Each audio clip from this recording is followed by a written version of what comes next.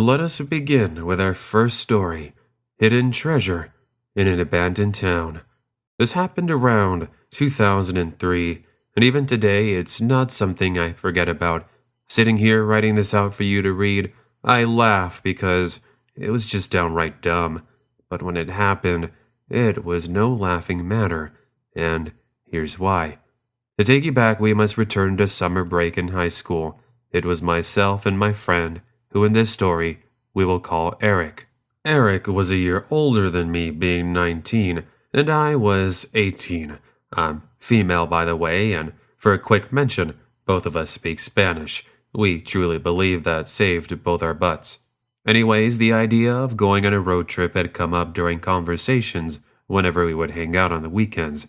It never really happened since we were so busy with school, but eventually our schedules lined up perfectly.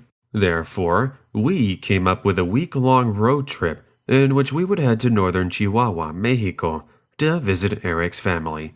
They owned a nice vacation home on the outskirts of the city, and they offered to let us stay, even though they were away for the month. It was perfect. Thus, one Thursday afternoon, Eric picks me up in his Ford Explorer, and we begin the drive from our small town in southern Arizona. And as for the first part of the trip, it went really fast, and we ended up stopping in a rest area to use the restroom and grab some food. Now, bear in mind, we were just about to cross into Mexico, so while eating, we overheard some folks talking about an abandoned little town that was about 30 minutes of a drive from the rest area. I should mention, but both Eric and I love to explore abandoned locations, so when we heard the words abandoned and town, our curiosity was piqued. So after a short conversation, they show us some of the neat pictures they took just a couple of hours earlier, and it looked cool. There were about 8 small buildings and what looked to be like an abandoned gas station. Anyways, they tell us it's about 45 minutes of a drive from our current location, and thus, with this newly acquired information, Eric and I leave with the plan to visit the spot before the sun went down. Fast forward a little under an hour, and we can see the dilapidated homes to our right, along with the exit the two had mentioned prior. We exit, drive down a dirt road for about a mile, and we pull up to this series of homes. But before parking, we make sure to drive around a couple of times just to make sure there weren't any people. It's happened before, and one time some guy came at us with a crowbar, but that's a story for another day. Moving on.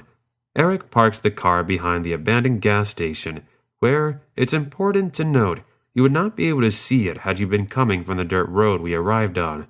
I feel like this is important.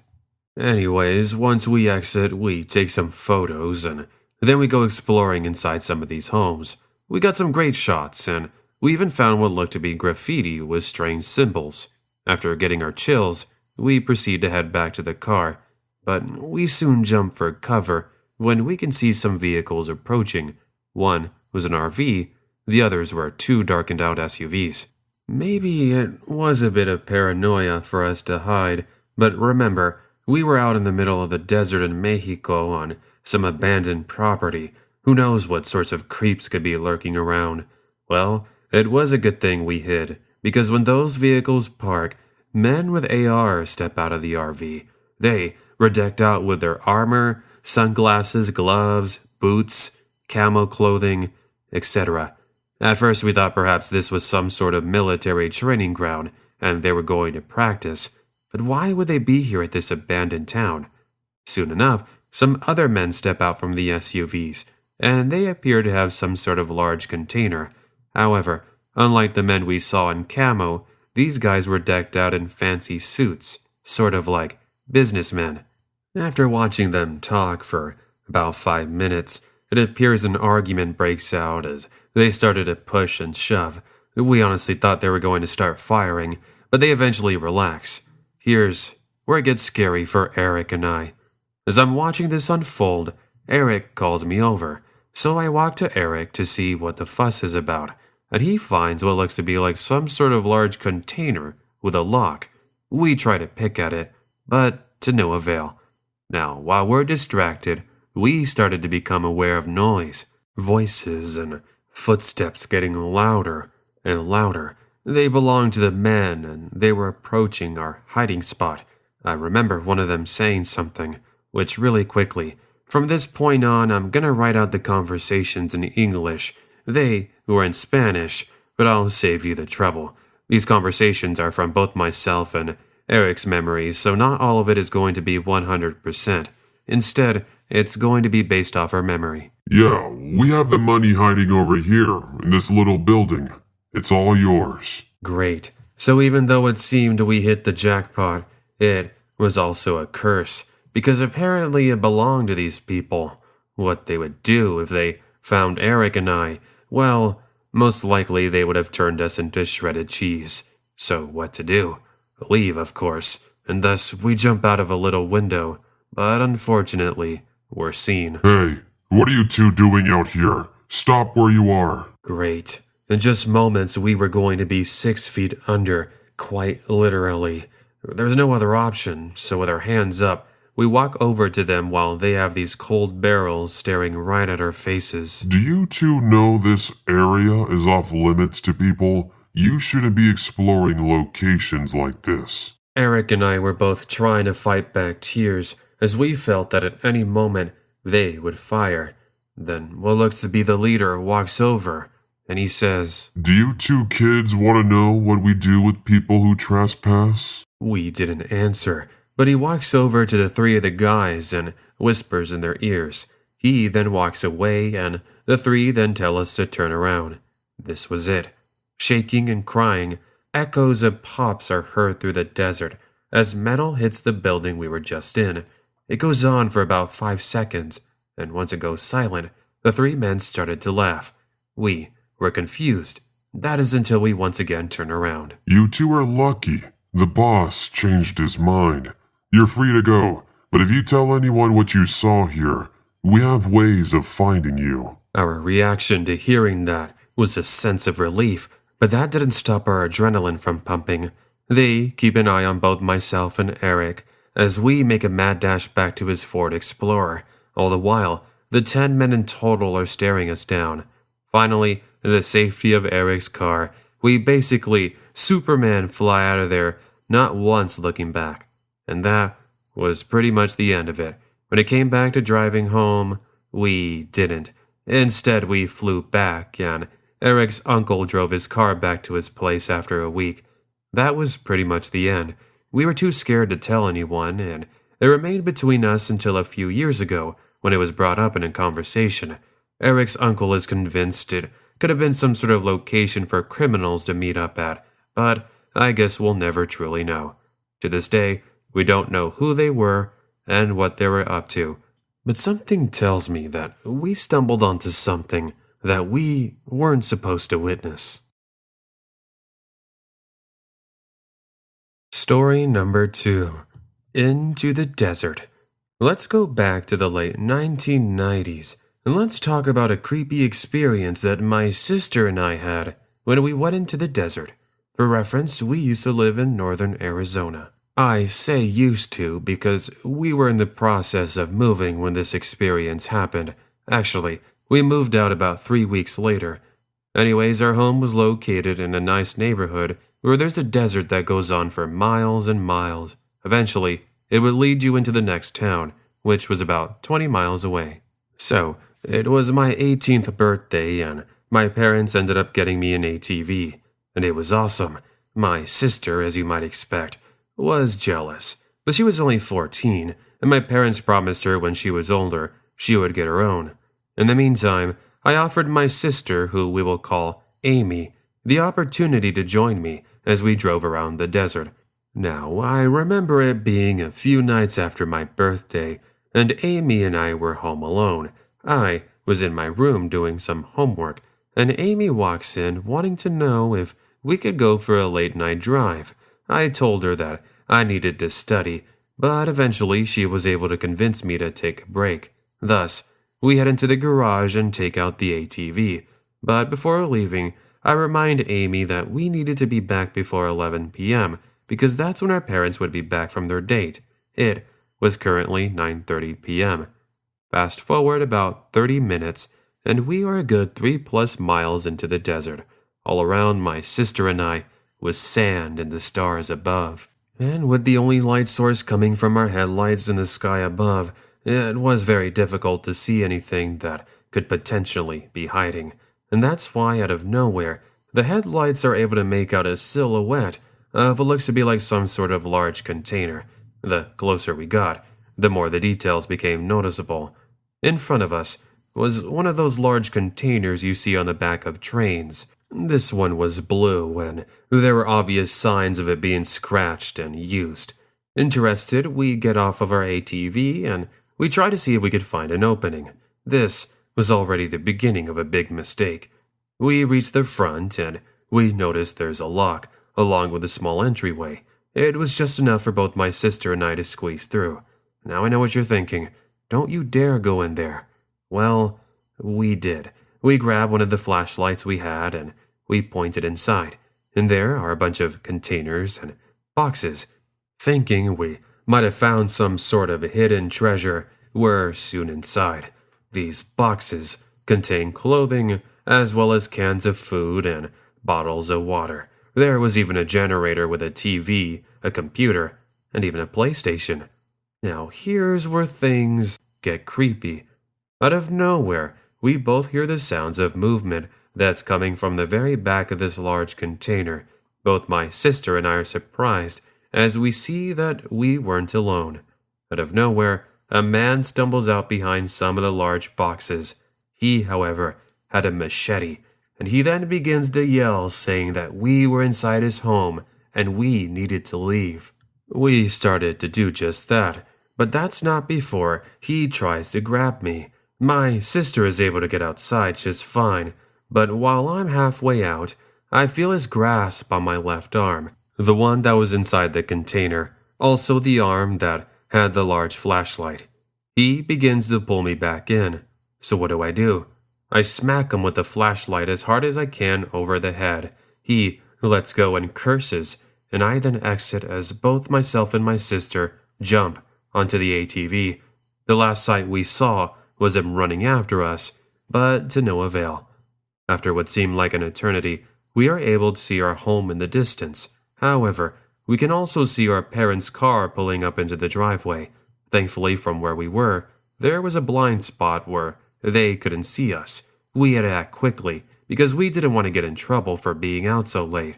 Sure, I was 18, but my parents still were the ones who made the rules. Besides, they would have grounded me if they suspected we were out so late. We were lucky, since we drove in through the back and they hadn't seen our arrival. We were all good.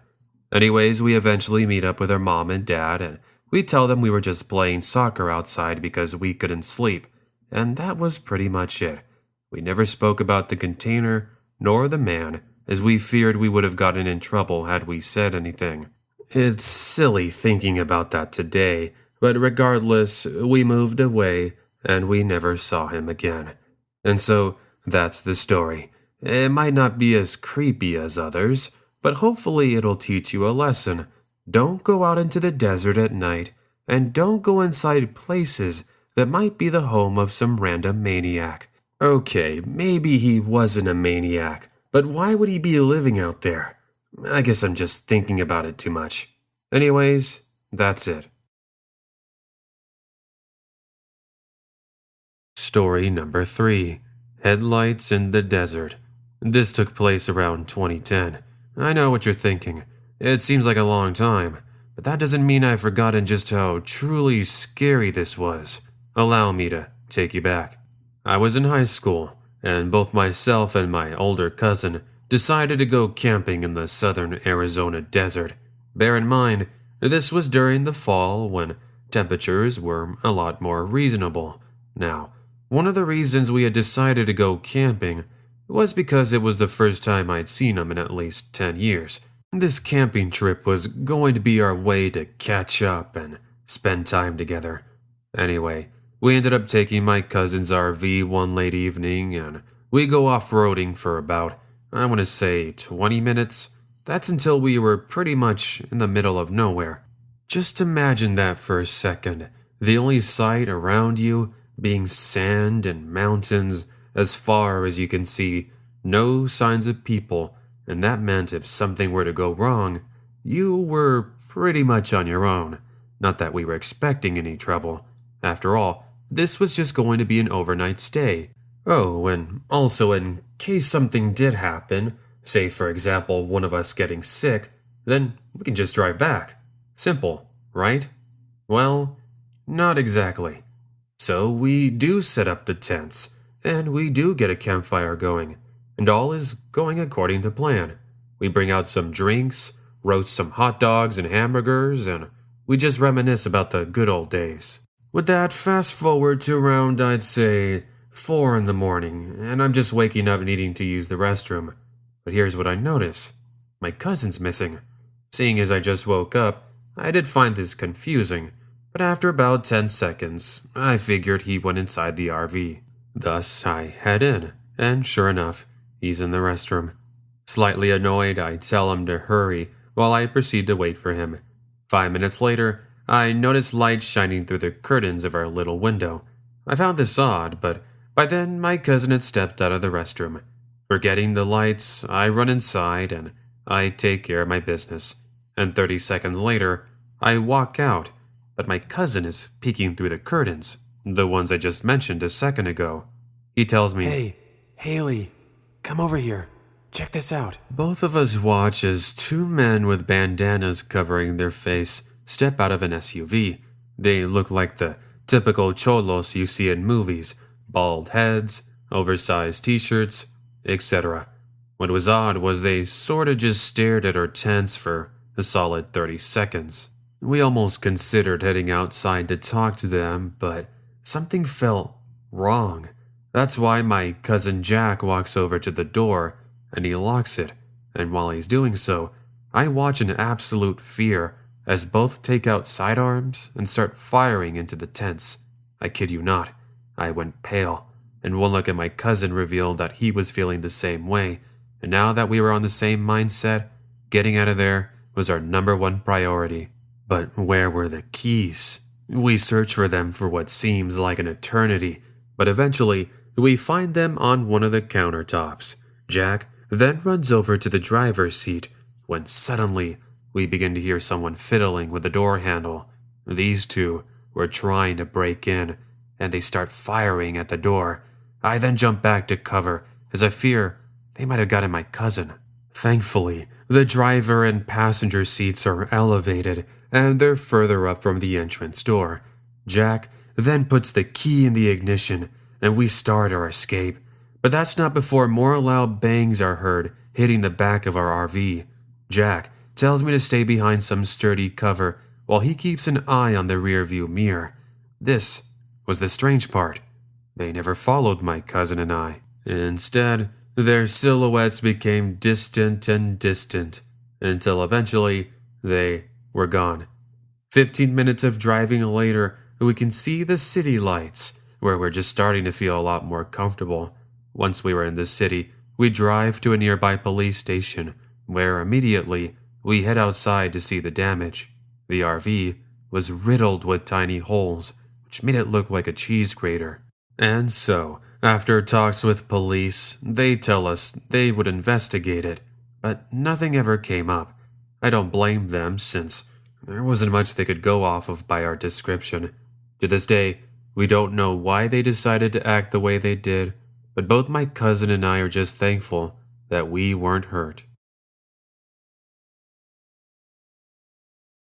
Story number 4. Never pick up strangers. You know, the idea of sharing my story online was actually something I never really thought about doing.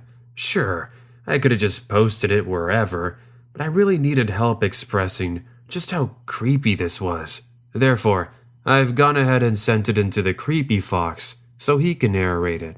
So, this story is going to go over a time where I encountered someone who could have ultimately just chosen to end me right there and then.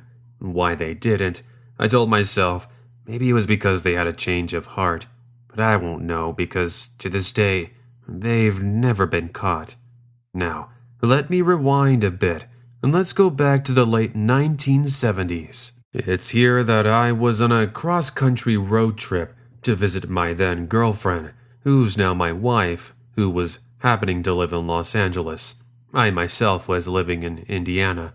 If I remember correctly, it was during Thanksgiving break from school, and I was in the middle of Texas. Now, anyone who's ever driven in Texas knows just how boring and barren it can be, especially when you're out in the middle of the desert, where all you see is road and the occasional vehicle. As for myself, I was driving in my little used Volkswagen van that had gotten me through previous adventures.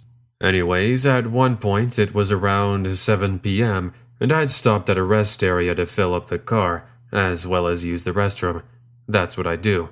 And after about 10 minutes, I exit the 76 station and I begin walking back. However, as I'm approaching, I can see a woman looking into the passenger side window with her back turned to me. She had a backpack on, and she also looked like maybe she was lost. I couldn't really tell, but I walk up to her and I remember saying something like, "Excuse me, miss, is everything okay?" She turns around, and what I thought was a young lady turns out to be a woman who I want to say was in her late 40s. Her hair was a mess along with her clothing, and she spoke as if she was on something. Well, after an awkward 10 seconds of silence, she responds by saying that she needed a ride back to her home in Houston because apparently her car had broken down. I myself find this odd, as she could have just called for a towing pickup, but she claimed she didn't have any way of contacting them. That was the first sign that something was suspicious. I mean, I know this was during a time when people didn't have cell phones, but come on, she could have just used a call box. She could have even gone inside the 76 station and used their phone.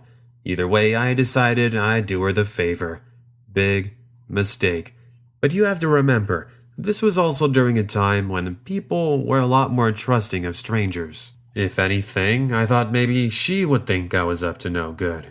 Anyways, I open the door for her and she settles in, and soon we leave the comfort of the rest area. This is when things would get weird. She begins questioning me with pretty innocent things. What do you do? Where do you live? How old are you? Etc. It honestly sounded like normal talk, so I gave her some basic conversation starters. This goes on for about 20 minutes. Eventually, I started wanting to know things about her, but she tells me to be quiet and mind my own business. So much for being friendly. Another 30 minutes pass, and we're still in the middle of nowhere. That's when she says something really eerie. I have a question for you. Do you have any family that would miss you if you just suddenly disappeared? Then from her backpack, she reveals one of the largest knives I've ever seen. I knew what it was, but my mind was telling me this was some sort of prank. It had to be a toy. However, soon the realization that I was up against this potential psycho started to become obvious. She starts pointing it in my face, and she starts laughing. I want you to stop at the next rest area. Then I'll tell you what to do after. I had no choice but to comply. I mean, I'm the one driving after all. With any sudden movements, she would tear me up. So we continue driving for the next 15 minutes, all the while I'm trying to act as calm as I can. It was sort of hard to because she had the thing right in my face and she wasn't budging. Finally, after what seems like forever, we can see an advertisement for a rest area in about 5 miles. I was happy, but at the same time, I was worried. What did she have planned when we arrived? I had no clue, but all this time I couldn't believe that there were no other vehicles. Literally, no way to wave to someone or try to get someone's attention. I was desperate, but again, I was in a tough spot. Eventually, we pull into this rest area where we can see a few other vehicles parked. They looked normal, except for one. One of them was Highway Patrol. Seeing this, she panics and she demands I get out of the car. So I do as she says and she drives away. 1, I was happy to be safe. But 2, now I was without my vehicle. Thus, I run over to the Highway Patrol car, but it's empty. Must be inside the restroom. Sure enough, an officer is in there washing his hands, and I now have to explain what had just happened to me. Long story short, he calls another nearby highway patrol man and we give them the details of my Volkswagen. Fast forward about 30 minutes and they find my car abandoned at the side of the road. As for the woman, she was nowhere to be seen. It's anyone's guess what happened, but I'm assuming she most likely could have gotten somebody else to drive her. I mean, there was no other explanation. Needless to say, I drive into Houston with the officers and I stay at a motel. Thankfully, the motel owners were nice enough to allow me to stay for free, and that was pretty much the end. I continue the rest of the trip until eventually I reach my girlfriend's house. The stranger, just like I mentioned at the beginning, was never caught. Story number 5. Creeps in the Rain. Last year, my girlfriend and I ended up going on a 3-day backpacking trip in the Wyoming wilderness. Our plan was to take a predetermined route that we had already traveled on a couple of years prior. In total, it would be 10 miles. We were really excited, but we weren't prepared for the sudden rain that was going to catch us off guard. It occurred on the second night, so that was a bit of a bummer. Cold, tired, and wet from the rain, my girlfriend and I are forced to look for somewhere to spend the night. We do find a little cave next to a mountain where we once again try to make a campfire, but it was almost impossible due to how moist the firewood was. Thankfully, after a bit, we get it going and we're able to dry off. So far, the unexpected rain seems to be the only thing ruining our night, but that would soon change hours later. We turned the time to 2 in the morning, and by now the clouds above have opened to clear, dark, blue skies. The moonlight and stars are shining from above, and you can hear the sounds of crickets and owls. It was peaceful, and I was at ease as I got up to use the restroom. So I walk over to a nearby tree and I start doing my thing. This is when I'm interrupted with what appears to be like a flashlight in the distance. I would say it was a quarter of a mile away, so it must have been a pretty powerful flashlight. I mean, the light actually shined on me for a few seconds, and I feared I was seen. But then I told myself that they should be far enough, and I was being paranoid. After all, this was the least of my worries. So I returned back to our little cave, and I tried to get some sleep. But I couldn't. So I choose to sit and I just watch the wilderness outside. I'm doing this for, I want to say, 10 minutes, and that's when I started to hear something. The sounds of leaves moving and branches breaking. I pay more attention as I grab my sidearm I keep while camping, and I watch as the flashlights from earlier shine upon the entrance of the cave. Moments later, I watch as 2 fairly large, scruffy men step out of the shrubbery. They ended up noticing me, and they began to walk over. At this point, my girlfriend was also awake. Hey, what are you 2 kids doing out here on your own? One of them tells me. I respond by saying that we were just camping, and that was pretty much it. I really wanted to hope these 2 would just leave right there and then, but instead, they do something that sends me into protective boyfriend mode. Both of them reveal knives. And now they tell me, So, is that your girl? I sure hope you don't mind sharing her with the 2 of us. I looked at my girlfriend for a second, and she was panicking. I knew that wasn't going to happen. Thus, I reveal that I too was armed, and that has them stop right in their place. You should have seen the panic on their face, as both of them are now claiming that it was a joke and they didn't actually mean what they said. Yeah. I'm sure they didn't, as if you thought you could take me out first and then do what you wanted. That wasn't happening. So in the most intimidating voice I could muster, I tell them to leave, and they do just that. Once they were nowhere to be seen, both my girlfriend and I had trouble sleeping. So first thing we do when the sun came up was we make the rest of the walk back to our car. Luckily, we only had about 4 miles to go, and we never encountered those 2 creeps again. I just hope I never see them again, because next time, I won't be as forgiving.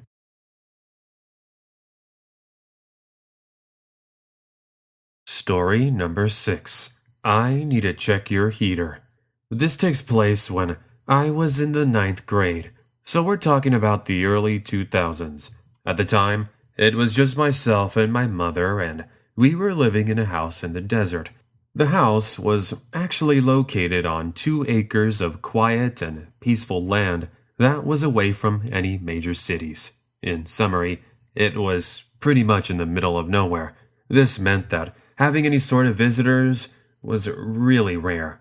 This one evening would soon prove that even being out in the middle of nowhere didn't mean you were safe from creeps. Anyways, it was a rainy evening in December, and I was staying home alone with my cat. The reason I was alone was because my mom had gone to grab some groceries, but I was too busy playing video games to be bothered. Besides, I had stayed home alone plenty of times before, and not once had I had any issues. So, my mom agreed to let me stay, as she would only be a couple of hours.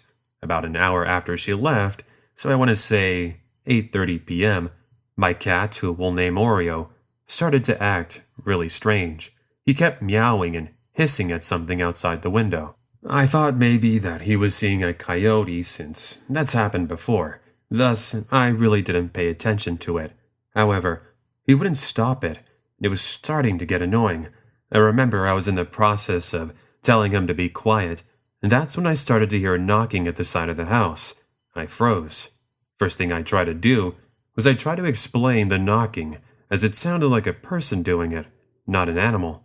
After a few minutes of it going silent, I explained it away as my over-imagination, and I returned to playing Super Mario Sunshine. Fast forward another 20 minutes, and Mom still wasn't home. It was a bummer because I was really looking forward to her bringing some snacks, but my eyes couldn't take it anymore. So I get up from bed and I turn the lights off. That's when I hear the undeniable sound of a doorknob being messed with. I thought to myself, wow, great timing, Mom.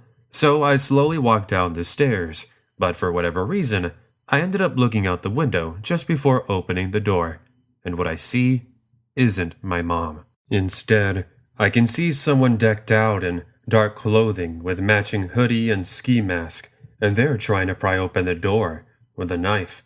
I freeze at that sight, and without any more questions, I make my way to my mom's room. Once I'm in there, I get on the phone, and I'm soon on the line with dispatch. Hello? I need some help. Someone's outside my house. They're trying to break in. While trying to give her more details, I hear a man's voice outside. Hello? Is anyone home? I'm here to fix your heater. Sorry, I'm late. It's been a busy day. I knew this was a lie, and for various reasons. 1, we had no heater. 2, why didn't I see any official vehicle with a logo?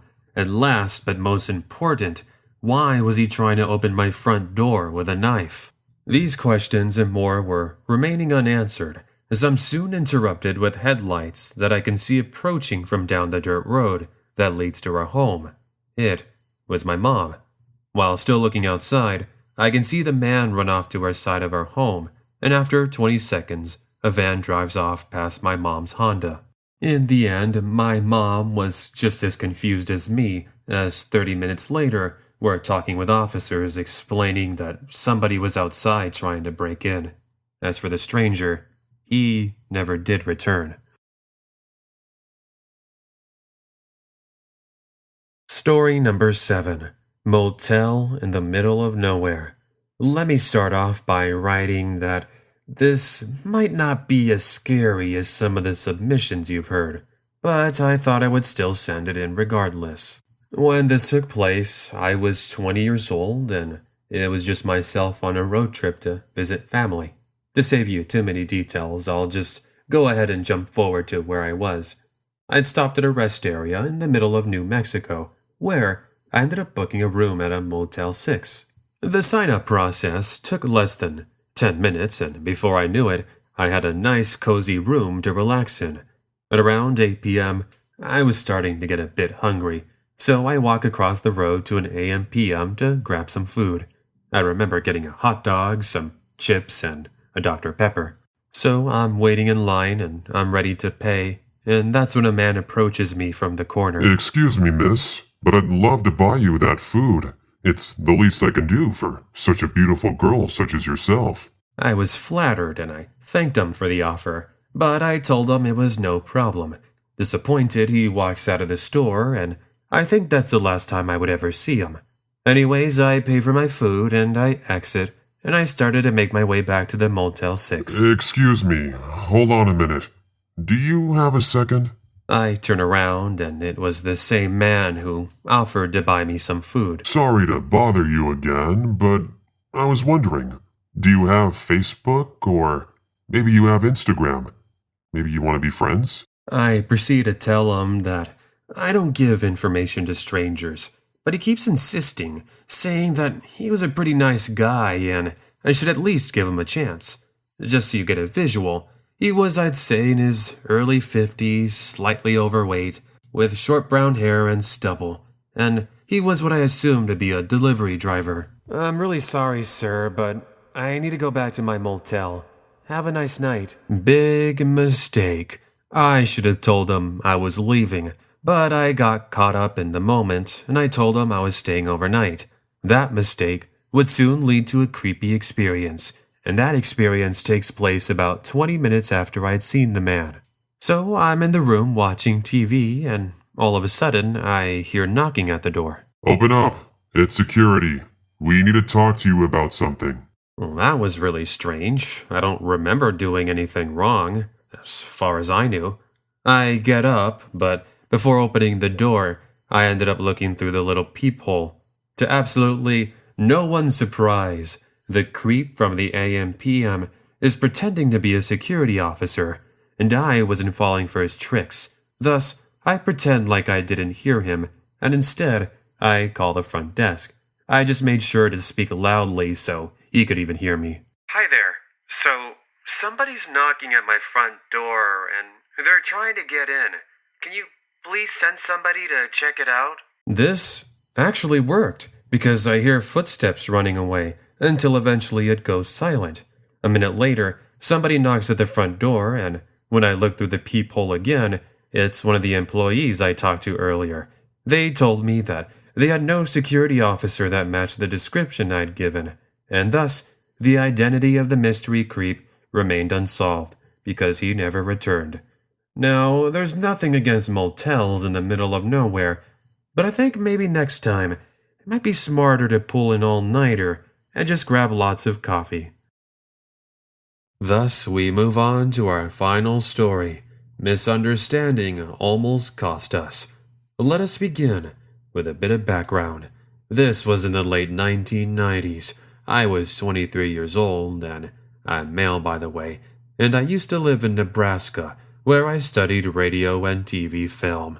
It wasn't the most extravagant lifestyle living in a dorm with friends, but it was what it was. Anyway, spring break was just 2 weeks away, and I was struggling to come up with any plans. Sure, I could have just gone home, but my parents were pretty boring. They even told me I was better off spending time with my friends since they would be working the whole week. So much for that. Well, wouldn't you know it, my roommate, who we will call Dylan, offered to let me accompany him on a road trip that he was planning to go on to visit his parents in New Mexico. I always heard about his parents as Dylan always talked about them. He would go on about their big fancy house with large entertainment system, swimming pool, and even their own miniature movie room. It sounded like so much fun. Thus, I accepted the offer. Fast forward 2 weeks later, and we rent a small RV and we begin the journey one early morning. Everything was going well for the first day, but that is until later in the evening once the sun had gone down. You wouldn't believe it. 2 flat tires due to some debris on the road. Well, that was a bummer. Thankfully, we were near a call box, so we called for a towing company, and they then told us that they would be there in about an hour and a half. No problem. We would wait inside the RV in the meantime. Fast forward about 30 minutes, and we started to get bored. So, what else could we do? Dylan and I decided to take a small walk into the desert as we make some time. After all, I've never seen a desert in my life.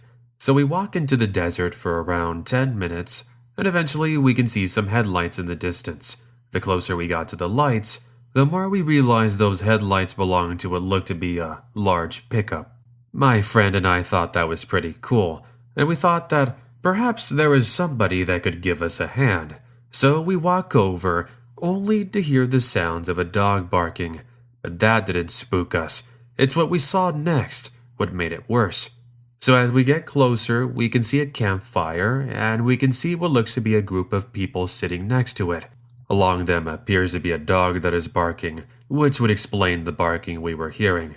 Suddenly, out of nowhere, one of the figures stands up and grabs something. Then, we hear as he shouts at us, telling us not to come any closer. Please, it's just two teenagers. We don't mean any trouble. Come on. What else could we do? It looked as if he was armed. He could just fire and possibly take us out just like that. After a few seconds, the man tells us to approach slowly. As we do, we see more details. The dog was a golden retriever. The item he had in his hands, a double barrel. As for what this was, apparently it was a family out camping in the middle of the desert. Turns out that this was one big misunderstanding, and the man apologizes for acting so protectively. I guess I couldn't blame him since his kids were like 7 and 8. Anyways, after some talking, he treats us to some food, and then he drives us back to the RV, where the towing company was just arriving.